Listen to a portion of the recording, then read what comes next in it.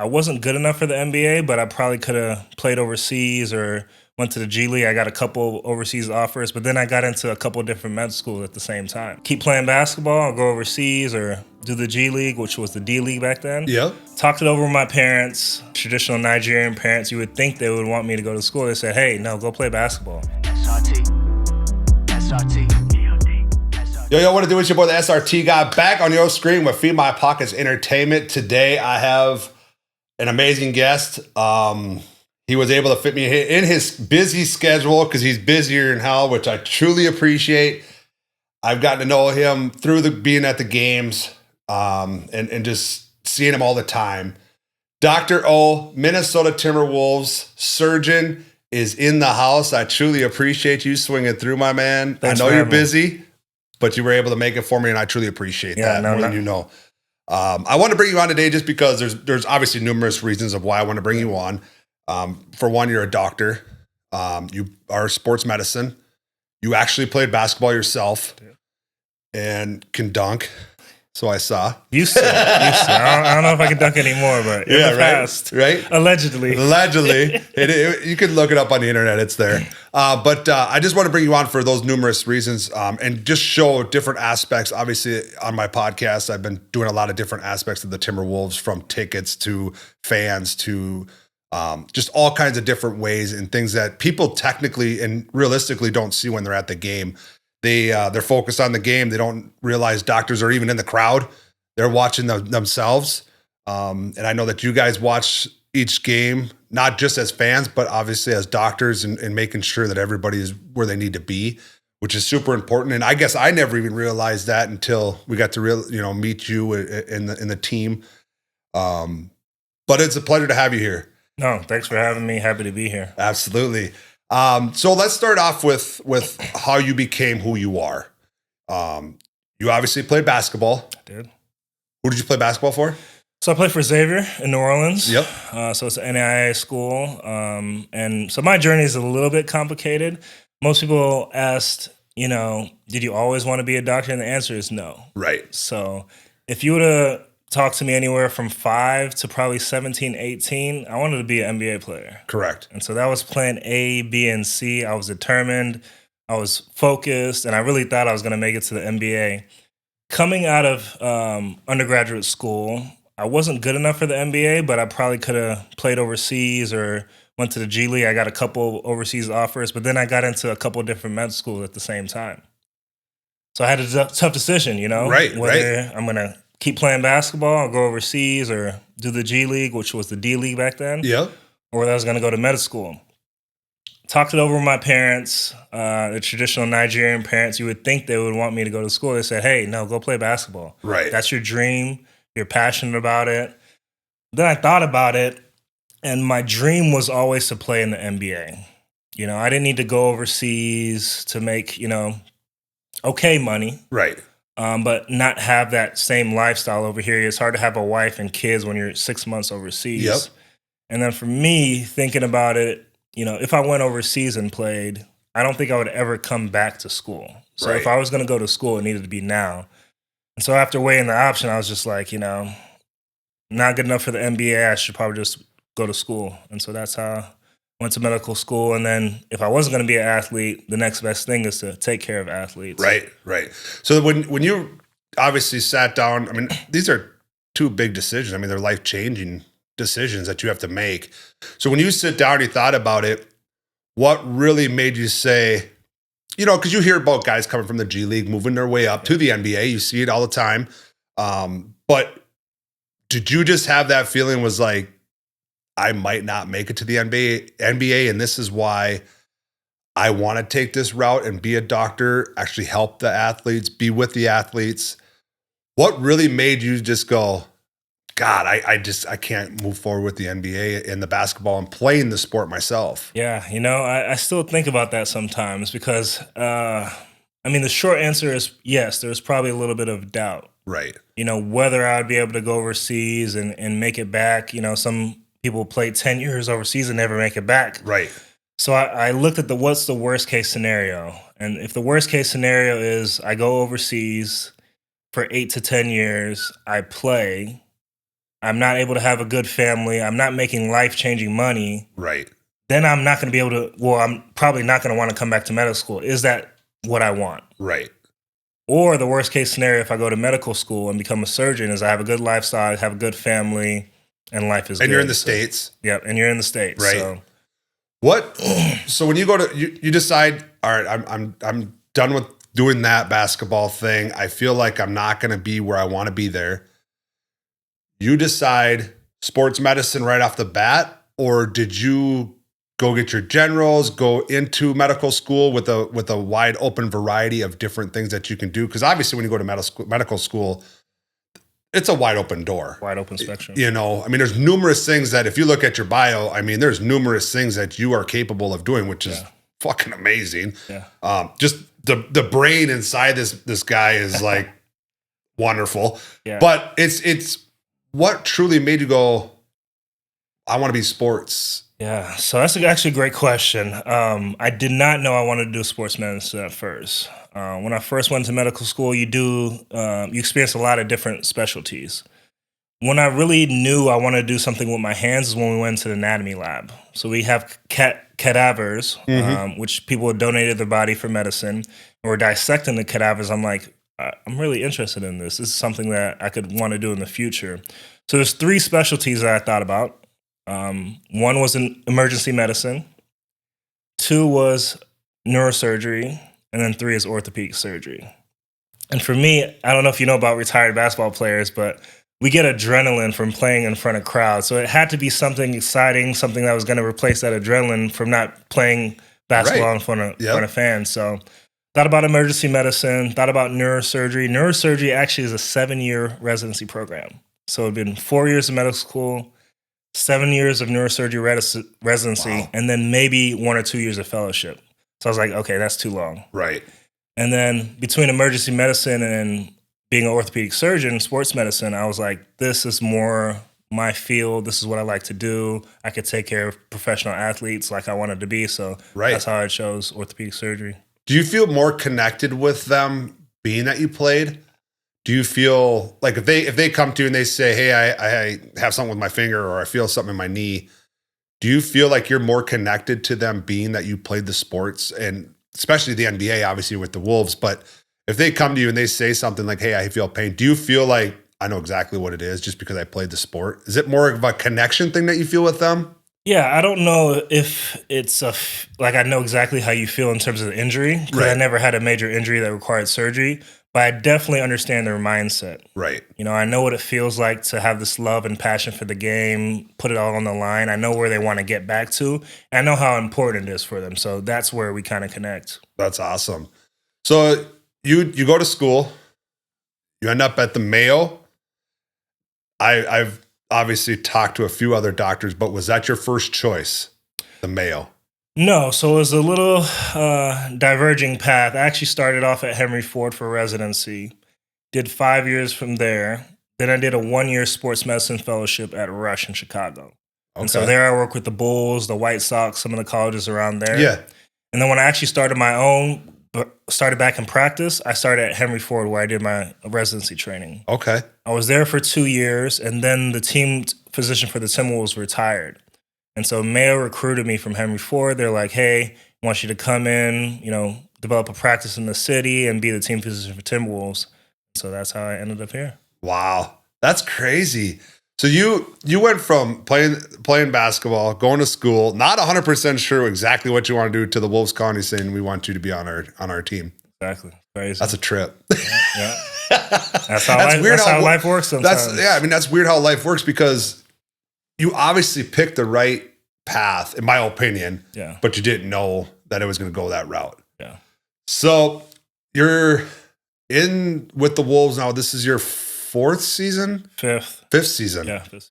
So when you set up your own practice for the Wolves, what is entailed, and what do you mean by setting up your own system, really?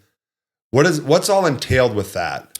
Well, not really setting up my own system, because I work for Mayo Clinic. So they already have the system. But in terms of developing the practice. Correct. So most of the surgeons that work for Mayo are in Rochester. we have an outpatient clinic in Minnesota, in Minneapolis. And so I have to develop that practice in the cities, whereas most of them are in Rochester. Okay. So when you do that, what is entailed with that? Do you come up with it yourself? Do you have a team of doctors where you guys sit down and you guys come up with different scenarios? Or do you get to pick the doctors that work with you? Or is that something the Mayo Clinic chooses? Something the Mayo Clinic chooses. So when I arrived, we already had 3 non-operative sports physicians.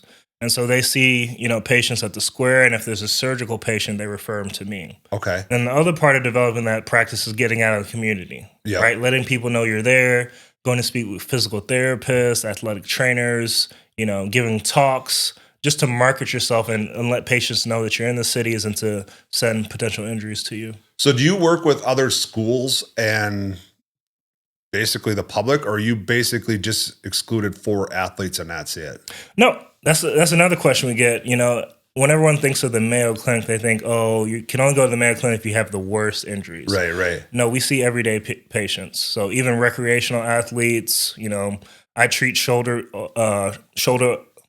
I do shoulder replacements on elderly patients. Yep. So I'll see old patients, young patients, all patients. Wow. So how do you switch gears from a regular patient to an athlete? It's not that hard because we're really treating, the person first of all, but also the pathology. So there's not much difference in treating shoulder arthritis versus shoulder instability. You just got to know what you're working on. Right. Okay. I'm learning things as we're going here for sure. Yeah. So you're obviously special in hip as well. Yeah. So I operate on the hip, shoulder, and the knee. So 3 joints. Those are 3 joints. Now, is that a choice that you have to choose when you're going to school? Is that something that you have to pick? All right, I want to be specific in hip, shoulder. How does that tie into being that athletic and athlete sports trainer? Yeah, so when you're doing your sports training, you train in all different joints. So you train treating shoulder injuries, treating hip injuries, knee, and elbow. And then when you go to practice, you really decide what you like and what you love. Right. And most people, if you're a generalized orthopedic sports surgeon, you do a little bit of everything. Now, when you're at a place like Mayo Clinic, you have experts in, different fields, and maybe you want to subspecialize and say, hey, maybe I just want to be a knee and hip doctor. Maybe I don't want to do shoulder surgery. And that's where you kind of develop that when you're in practice. Okay. So you just so do you practice on cadavers and fake? When you're doing a surgery, is it live? When you're learning this stuff, is it live? Yeah. So the learning process occurs in residency. So basically what a residency is you're training to be a surgeon. So when I was a resident, I used to pair with surgeons like myself that are in practice for several years, and they're doing a surgery and I'm learning from them. Yep. And in that surgery, I might get to do certain steps of it after watching it several times. Correct. So, hey, this is how I do this, learning over a couple months. And then, hey, they might let me do that part. And over 5 years, you get to do a lot and develop how to treat patients. Okay. So it's kind of, you're actually learning on the job then. Yeah, you're learning on the job as well as cadavers. Correct. So you also have labs where you can practice on cadavers as well. Are you doing a lot of I don't know exactly the word, but the joystick surgeries to where the arm goes down and it like ties off? What's the name of? Are you talking about virtual reality or robotic assistance? Robotic assistance, okay. Yes. Yeah. So what is your thought on that? Is that something that's pretty, I mean, just watching it, it's like, wow, this is crazy technology, but did you have to do anything with just your hands before you got to do that? No, so most people have a misconception about robotic assisted surgery. And so the robot is not doing the surgery. Correct. It's the doctor that's doing the surgery. And there are some surgeries where the robot is used more, and for some it's just framing. So in orthopedic surgery, robotic assisted surgery is mainly used in joint replacements. And when you do a joint replacement, you're taking off certain areas of bone and replacing it with metal and plastic. And in that surgery, what the robot does, it limits the amount of bone you take, so it's a more precise or accurate carving. So it's basically like coloring in a coloring book. When you get out, it stops you. And that's all the robot really does in those surgeries. Wow. There's no way I'd puke, first of all. Have you ever had that experience to where, I mean, obviously you have a tough stomach, but how did you get over that? The dealing with blood? Well, just everything. Yeah. Never really bothered me. So dealing with blood, cutting, into humans, it never really bothered me. I have witnessed people faint or have to take a seat or, start getting sick, but just never affected me. Oh, that scares me. You're sitting next to me. I couldn't do it, bro. It's like, oh, yeah, okay. Yeah. But no, I've watched you, when these players are playing in front of you and you're watching it, are you analyzing them? Are you just there to watch them? Like, what's going through your mind when someone takes a fall? One of the players falls, not getting up. Yeah. When do you realize, shit, he's definitely hurt? Yeah, so it's a little bit different watching it as a fan versus watching it as an orthopedic surgeon. It's fun to watch, but it still is the job. So Right. I'm seeing what the mechanism of the injury is, how severe I think it is. Most of the time, if the athlete is not severely injured, they'll get up. Yep. Right? So once the athlete is on the floor for several seconds, then, I start thinking about what's going on. And if they don't get up in about a minute, then I'm making my way to the floor to check them out. Right. So when they come in for an injury, are you watching the play that they got injured on? Do you watch what happened? Or, obviously if you're like downstairs or whatever the case may be, someone comes in, are you watching the play that they got hurt on to kind of see how they landed? Are you watching it in slow motion? Like, how does that all take place? Yeah, that's a good question. So the great thing about the team is they try to put us in a position where we can see. So a little bit elevated, kind of on the center court, so we can see the injury in live. Right. So oftentimes I already have seen the injury and I know what's going on. If my view is blocked or I don't really see, the Timberwolves will have the video for me so I can replay it and see what happened. Wow. So there's a lot of technology that comes into place that helps you do your job. Yeah. Within a minute or two, they'll have the video cut and exactly where they got injured, and we can review it and see what happened. So do you ever have to do surgery right in the back? No. No? No. So it's not like the movies? No. There's no acute surgery. There's no injury that will require an athlete to be treated immediately. Correct. Now, you can have a dislocated joint, like a shoulder, a knee or ankle, a finger, like Ant dislocated his finger. And what was it, versus the Jazz where he did that junk? So, a few weeks ago, yeah. Yeah, so when that happens, you kind of pop it back in, but that's about the most that happens. I would pass out. Oh, my God. Is there anything like, because you see, and it's not just calling out Ant. I mean, a lot of other players do it too, but they're limping around. Is that raise any flags to you, or do you consistently like watch him? Or if he even heads to the back, are you instantly down there going, what's wrong? And is there stuff or something that they can take? Because some of these falls that he does, it's like, how are you even out here playing? Yeah. What justifies to you, like, dude, you're done. You're not going out there tonight. You're done. Yeah, so limping can be for various different reasons. So sometimes you just sprain your knee, you need to walk it off a little bit. So limping wouldn't trigger me to say, hey, something severe is going on. If somebody goes to the back, then that's severe. So anytime somebody goes to the back, I'm walking down to see what's going on. But to answer your question, when can they not return? When they don't have the normal range of motion in that joint, when they don't have the normal strength, so they can't protect themselves, or they have severe pain. In those three instances, you're out of the game. We need to figure out what's going on. Do you make those decisions with the player, or is there a team of you that says, no, I don't want him back in. It's up to you guys. Because you hear that a lot to where, well, the doctors won't let me play, or the physician won't let me play, or the trainer won't let me play. Where does it draw the line to where you guys are listening to the player? Yeah, so that's a great question, a great point. It's a collaborative approach. So I don't make any decisions by myself.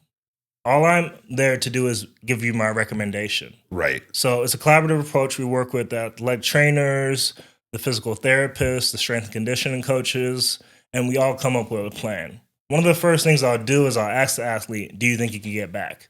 So it's his decision, first of all. Okay. If he says, no, I don't think I can go, then, there's no decision. Yeah.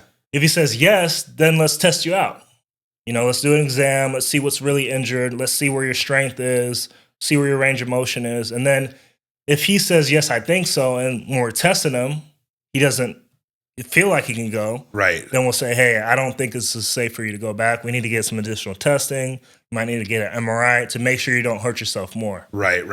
Because like Ant, he'll come out with a broken leg. I mean, he never wants to come back. He never wants to go out. He always wants to play. So yeah, and I know that going into it that he's going to want to stay in. Right, and those players that are certain like that and so forth. And then there's players like, no, I'm going to take it easy. And those are probably the easier ones to work with, obviously. But that's just the game, and especially knowing what is on stake or what the game holds. These guys are putting, like you said, their body on the line, and a lot of people don't understand that when these guys are out there, they're not just out there because it's their job; it's because they love it, they're passionate. Like you said, it's the adrenaline, it's everything. So when they get injured, that hurts them more than anyone not being on the floor. That's how I feel, and I'm sure you see it firsthand, like. You looking at somebody saying, you're not going out there. You're instantly, they're probably looking at you like they're going to tear your head off, but they also, they understand to an extreme point too. So how do you frame this one up? So you go down there, you check them out, you run them through some tests. You say, all right, you're good. You come back up. You're watching them, obviously. Mm-hmm. After the game is over, are they cold plunging? Are they in the hot tubs? Are they stretching out? There's obviously going to be therapy for them. Is that something that you set up for them by the time they're done with the game? Like, hey, I want you to do this, this, this, and this?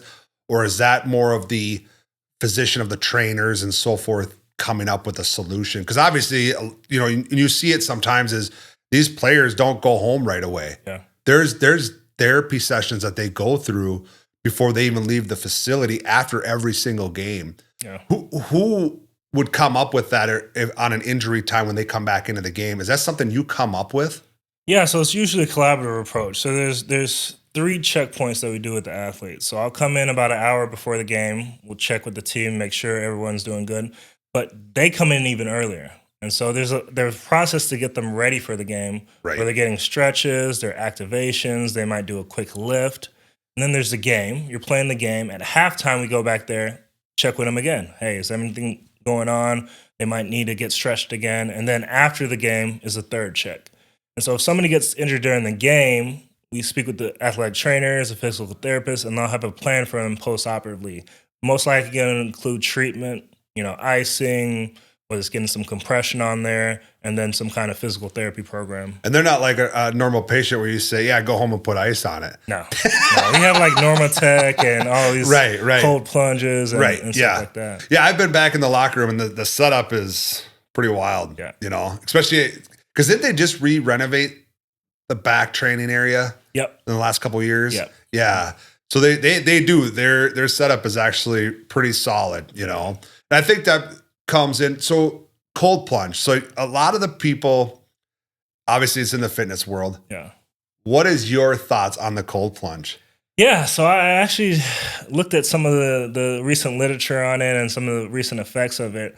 I think when you're talking about athletes, it's a little bit different from the cold plunge. So the cold plunge has specific criteria. So the water needs to be a specific temperature, you do it for a certain amount of time, and you're actually putting your whole body in it. Correct. A lot of the times, our players are just icing or in an ice bath, right, but it doesn't really meet that criteria.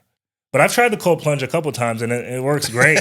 Wakes you up. So I don't know about the long-term effects, but just subjectively, it feels good to me. So do you feel, when you've done it, do you feel more, I mean, I've gone up to my ankles in it. I can't go any further because, oh my God, it's cold.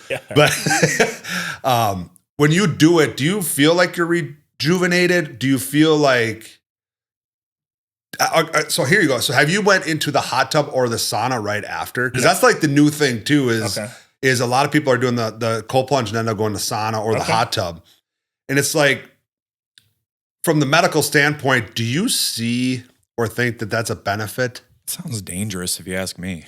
Yeah, I don't know if there's a benefit to that. Okay. And I haven't done it myself. Most of the times if I do a cold plunge, it'll be in the morning. And what I found is that I'm more alert, more attentive, and it wakes me up.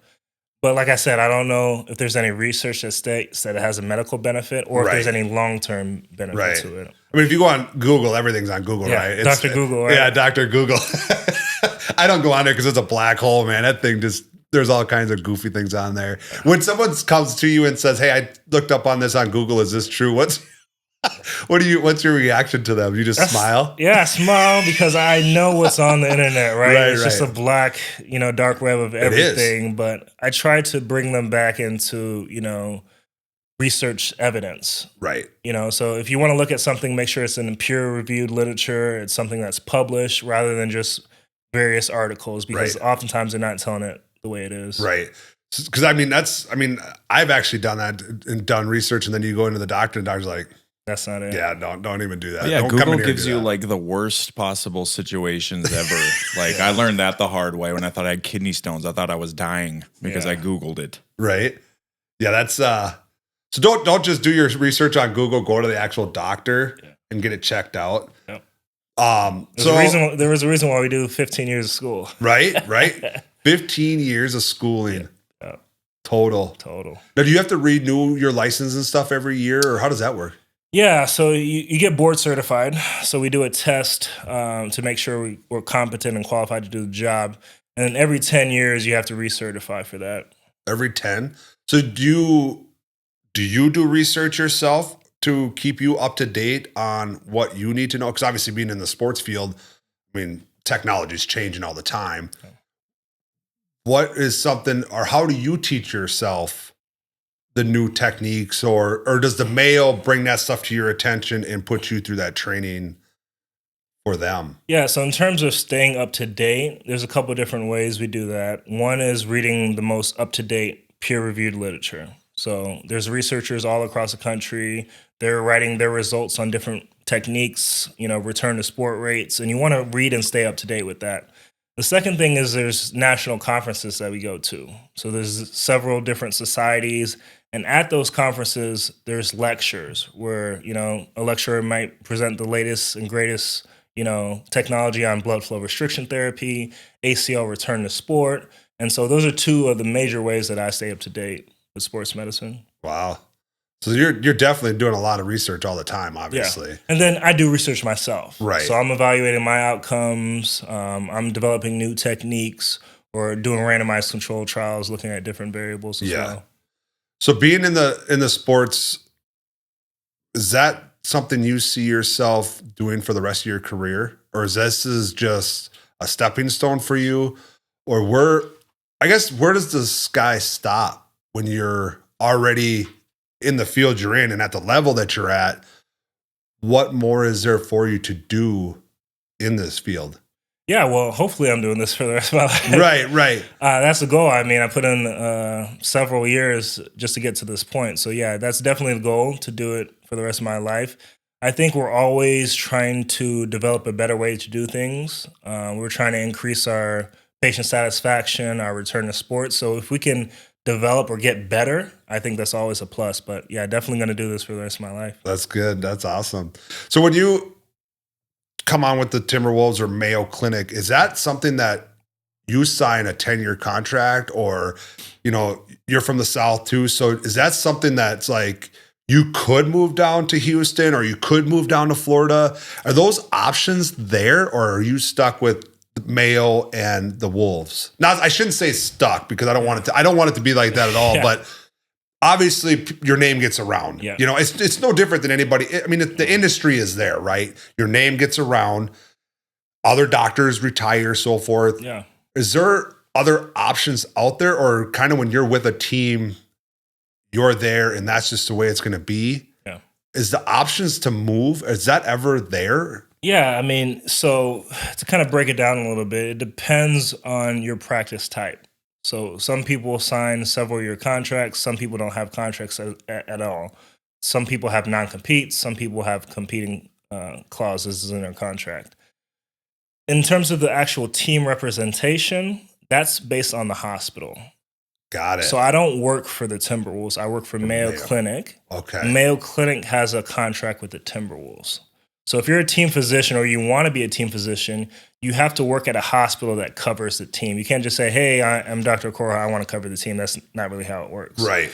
And so I don't have any contract with the Timberwolves. Okay. Now with Mayo Clinic, it has to be mutually beneficial for both parties. Correct. So could I leave? Yes, but I don't think that will happen. Yeah, because I mean, you're right where you want to be, right? Yeah. You've worked your ass off to get to where you're at. Yeah, and Mayo's number one hospital in the world, so. Right, yep. So guys, if you are going to school and that's what you want to do, you just heard a gem right there on the spot was work for and go for the hospital that is around those teams. How do you find out, like, obviously the Mayo Clinic is very well known with the Timberwolves, but how does a person find out what teams, let's say that someone's, with the Rockets and they want to be a part of that, how do they know that which hospital or how does that even work? Yeah, it's pretty available information. Okay. Because a lot of times the reason why the hospital is working with the team is because they want to market that relationship. And so you're going to know about it if the team covers it. Okay. And then, these jobs aren't, just available all the time. Right. It's more of a word of mouth. So if something opens up, you have to know the right people and then, you get invited for the role. Well, yeah, because I mean, once you're there, I mean, you're young, and you plan on staying there. So it's like, yeah, that position is taken, guys. For several years, yeah. They don't come up often. Yeah, don't come out of left field trying to take the job. It ain't going to go down like that. That's awesome. So you do Mayo Clinic full time. People can come see you. That's where you're at, Rochester. And then Minneapolis. And then you do the Minneapolis. So you do all the games or how do you, because I see a couple of you guys there. Mm-hmm. So we were kind of talking before, but how do you decide what games you want to be at, they want to be at? Like, do you guys get to choose those? Yeah, so we get to choose them. So what happens is the home team physician takes care of both teams. So specifically in the NBA, we only do the home games. Okay. Now, when it comes to playoffs, you don't want the opposing team doctor deciding whether your player returns. Right. We will travel for the playoffs, but during the regular season, it's just the home games. So there's 41 home games. As the head team physician, I do probably 85-90% of them. And then I have another physician who does the rest of them. So you actually just made up a great point. So when you're on regular season, you take care of the other team that is there to a certain extent, correct? So what happens if the other team gets hurt? How do you go about that? Is there obviously they have a physician there, don't they, of some sort? No, so not all the time. They won't have a physician there. And so if somebody has a musculoskeletal injury and they need evaluation, I'll go and check them out. It's an ankle sprain. They need an x-ray to kind of figure it out. I'll tell them what I think is going on and how they need to treat it, whether we need to get additional imaging. And a lot of times I'll know their team physician. I'll give them a call and say, hey, I have X, Y, and Z. This is what happened. I think he has this. Maybe you need to follow up on this and then send them back. Okay. So you're treating both teams pretty damn fair then. Yes. I mean, obviously that's your job, right. But it's like, hey, tell him he's out, right? Yeah. No. So when you go on the playoffs, you travel with the team. Hopefully this year that the boys make it. Let's just not do the play-in thing. Yep. You go with the team. Do you have to fly separate? Do you roll with them? How does all that go down? Well, it depends, right? Because it's a hectic schedule and it's often last minute. Right. And what most people don't understand is our surgeries are booked out for months. So, Got it. this and our clinics too. So I have, 40 patients on a clinic day, surgeries lined up and we make it to the next round. Right. And so immediately when you make it to the next round, I got to see what dates are going away, when I have to travel. Do I have to cancel surgeries? Do I have to cancel clinic? So a lot of the times I'll travel with the team, but sometimes I'll need to do a clinic or do surgeries and then fly and meet them there. Wow. So it could get, like you said, super hectic on a playoff run. Yeah. So this last playoff run, when we went to Denver, we went to Phoenix, we went to Dallas. So it was a lot of cancellations, and I just thankful I have a great team that was able to, fill those gaps in for me. Make sure everything works even here because you are full time. Yep. I guess I didn't even think of that. That's a lot. So all the Timberwolves stuff is on the side. I have a 9 to 5 Monday through Friday. Right. The team stuff comes after that. That 7 to 10 weekends or extra time. Wow. So you're a busy dude. That's what comes You weren't with it. kidding. That's what comes with it. But you wanted that, right? And you love it, obviously. So you're engaged. I am. You are. That's congratulations. Thank you. I see you're at the games. You guys are a cute couple for sure. My wife always says, "God, they're such a cute couple." You know. How did you all meet? And what is it being like when you're in a relationship? Is she in the medical field? Yeah, she's a nurse. So she gets it, which obviously is another huge benefit for you because it's time consuming. You might be late. You might, there's a lot of things that go into that. What happens when you're obviously getting into a serious relationship and she's in the medical field, so she understands, but being in a relationship like that, what kind of toll does that take and what goes in with that? Because obviously you're not home all the time. Yeah. So it's a time commitment, right? So there's a lot of nights and weekends where you can't be around. Fortunately for me, I don't have any kids yet. Right. And so doing this early in my career where I don't have those responsibilities is great. But you got to find, time to be with your family. Right. Is the short answer. Whether that's her coming to some games, like you see her at the games, or traveling with me when we go away, just trying to find a balance and work on the relationship as well as your job. That's a lot of work in itself. Yeah. Because like you said, you're trying to focus on your relationship, but then you're thinking about work. Yeah. There's so many things that come into play, especially when you're as busy as you are. It's like you're an athlete yourself, really, especially during the playoff season. So everything comes down to where you are today, how you're doing, what you're doing. What's your future hold for you as a doctor? Where do you see yourself 5 years from now? Yeah, so ultimately for me, my goal is always excellence, right? And so I want to be one of the best doctors in the country.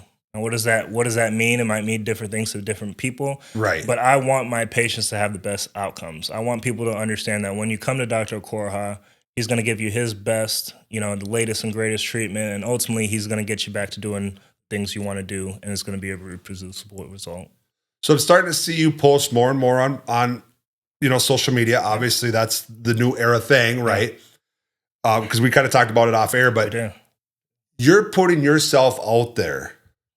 Is there a lot of doctors that are doing what you're doing? And the reason I say this is because the knowledge that you're putting out there, because I've watched a lot of it, I mean, you learn a lot.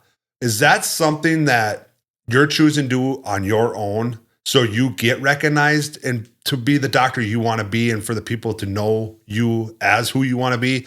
Is that something that a lot of doctors do? Because I guess I see like the surgical stuff, the weight loss stuff, and all that. Those types of people are doing it, the plastic surgeons and stuff. But I don't see a lot of surgeons like yourself doing it. Yeah. What made you be like, I want to start putting this on the internet? Because once you put it on the internet, I mean, it's opening up doors for everything. Yeah. So it's a double-edged sword, right? For sure. Because one, if you're putting something out there, you got to make sure it's accurate. You got to make sure you know what you're talking about. Yep. But even then, people have opinions about everything, right? Right. So even if you're doing something right, you're saying something right, someone's going to be like, hey, that's not right, Yep. Twitter fingers or whatever you might call them. So that's one aspect of it. But for me, I've always been into social media. I've always been out to, putting myself out there, letting people know the behind the scenes. Yeah. And that's what people are interested in. And so if you look at things, most people are interested in a doctor's life outside of the field of medicine versus their surgery. Right. side. So what I've noticed in social media is if I post more about my personal life, private life, that's get picked up way more than if I post about a surgery. Right. Which is weird. It is weird. But on the other side of that, if you put that out there, you got to be able to take people's opinions and criticism. So that's why most surgeons don't do that. A lot of surgeons are starting to try to do that, but there's, positive. Are they learning from you? I don't know if they're learning from me, but I don't know if you want to learn from him. Yeah. No, it's that's the thing is like when you go on social media, especially in the position that you're in, you're going to have people that are going to, say this, say that, do whatever. I mean, I've learned social media is crazy, right? Yeah. But putting yourself out there, I feel like it makes you more confident as a person because you stand. I don't think you would put stuff out there that you don't stand by. Right. You know what I mean? And when you say it, you mean it. You know, and I could be wrong, but if you've said it, you've probably done it. For sure. You probably operated doing it, and Or that's why you're experienced it. able to say it because you're not just going to put something out there you haven't done yet. Yeah. You know? So my recommendation would be if you're a surgeon, you're getting into social media, you have to be confident, you have to know what you're talking about, and you, most importantly, you have to be able to take criticism. Right. So you got to know that no matter if you do everything 100% right, there's going to be somebody that makes a comment or says something about what you're doing, and you got to be able to just rub that off your shoulders. Right. Because they're never going to come see you, just so you guys No. know. They're only on social media. Only on the internet. We'll never say anything in You person, know, but none of the people that make the comments are your clients. it is what it is. Yeah. But yeah, so I mean, I wanted to bring you on here for that reason, is just to kind of get the feel of you and get people out there to find out who you are and see who the team doctor is. Yeah. And I've been sitting in front of you for quite some time now, so I was like, I got to ask him to come on and share things. It's been a good time for me to get to know you. I hope these guys get to know you better too. What are a couple tips for kids or even adults really that are going into college? What would you recommend, or what would you say to them? I would do this or I would do that if they wanted to be in the sports medicine field. What angles would you say to take? Yeah, I guess the first thing I would say is something that my coach told me in undergrad. And it's a quote that I kind of live and die by. And it's, never let someone expect more from you than you do from yourself. So if you want to do something, you got to expect that you're going to be great at it. Right. You got to have confidence in it. And you can do anything you want as long as you put your mind to it. Yeah. So if you want to be an orthopedic sports medicine surgeon, if you want to be a team physician, you can definitely do it. You just have to put in the work. Right. So you have to, get good grades. You have to develop a good network, research it, figure out what you want to do, and then execute a plan. But it's definitely very doable. Yeah, oh yeah, for sure. It's not hard or easy. No, it's not easy, for sure. But it's a lot of time. It's stressful. You miss a lot of time with your family, but it's definitely something that you can do, and it's rewarding. Yeah, it's way worth it because obviously you turned down basketball to do this, right? Yeah. Basketball turned on me. Yeah. Basketball turned on him. He came in a booth a couple weeks ago, and I was like, what happened? Yeah. Oh, dude, don't even ask. Yeah. Basketball is my enemy now. I tore my Achilles. Yes. You were in the boot right after me. I did. Yeah, tore my Achilles playing basketball, trying to be a basketball player. Still. Right. You were going up against all the other players for the Wolves? No. You guys get a team doctor team? Just a recreational game. Went to the basket, classic story. You feel a pop, you look down, and Achilles was torn. No surgery, though. No surgery. That was good. Yeah, so I've done a lot of research on Achilles tendon tears, and if you look at the research that's out there right now, the randomized controlled trials, in a non-elite athlete like myself, right, there's great results with non-operative management and operative management, but there's no difference. Right. And so if you know how to treat it and you treat it right away, you can get back to doing things without surgery. And I'm probably 5.5 months out now, and I was just shooting in the gym yesterday. So I'm doing rehab, and it's going good. That's awesome. Why do you think more injuries are happening now? Not even just in pro sports. I mean, it's in sports in general, I feel. Why do you think there's a lot more injuries? Is it just because we're hearing about it more because of the social media and because of the TV and everything else? Or is it because they're getting stronger, faster? I mean, these guys are monsters. I mean, these guys are fast. They're strong. I mean, it goes all the way down to high school. I mean, I was in the gym and I'd seen this high school kid. I thought he was in college, and he's a high schooler. And I'm like, I would not want to get tackled by you. Yeah. When I played football, I was not going up against guys that size. Yeah. You know what I mean? It was like, so what do you feel has changed from 10 years ago of why these injuries are happening? Yeah, that's a great point. The short answer is we don't know exactly. And so we're doing research and trying to figure out why it's occurring. I would say if you look at where sports is now versus where it was 10 to 20 years ago, sports is year-round thing. Right. So players are playing from when they were 6, they're playing in leagues, and when they're not playing in high school, they're playing in the AAU. And so when you're playing year-round like that, you develop wear and tear earlier than when you would have had earlier. So yes, we're starting to see more Achilles tendon tears, in younger athletes.